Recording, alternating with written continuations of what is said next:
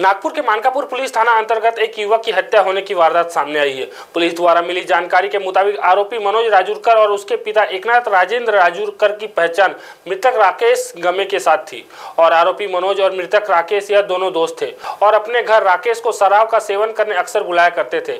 हर बार की तरह 26 जून यानी कल भी दोनों आरोपी बाप बेटे ने मृतक 30 वर्षीय राकेश गमे को घर बुलाया।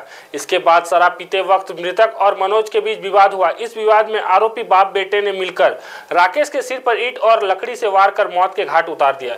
इस मामले की जानकारी मानकापुर पुलिस थाने में दी गई, जिसके बाद पुलिस ने पंचनामा कर दोनों आरोपी बाप बेटे को गिरफ्तार कर लिया है।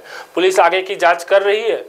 एक मुलगा आहे 30 वर्षाचा, राकेश गमे नाव आहे त्याचं, त्याची काल हत्या झालेली आहे।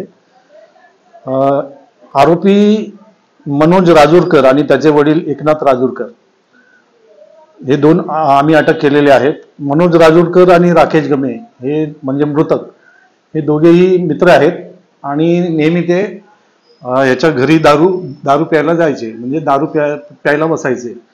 काल पण असंच दारू पिता त्यांच्यात भांडणं झाली आणि त्याच्यानंतर हाणामारीमध्ये आरोपी मनोज राजूरकर आणि त्याचे वडील एकनाथ राजूरकर यांनी त्याला डोक्यामध्ये वीट, लाकडी दांडा आणि दगडी पाटा अशा हत्यारांनी त्याला डोक्यात मारहाण करून त्याचा खून केलेला आहे।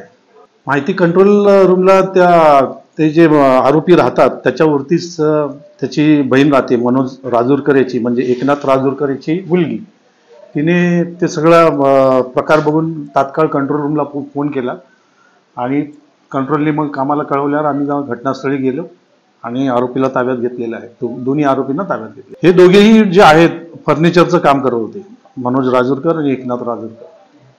महाराष्ट्र टीवी 24 के लिए ब्यूरो रिपोर्ट नागपुर।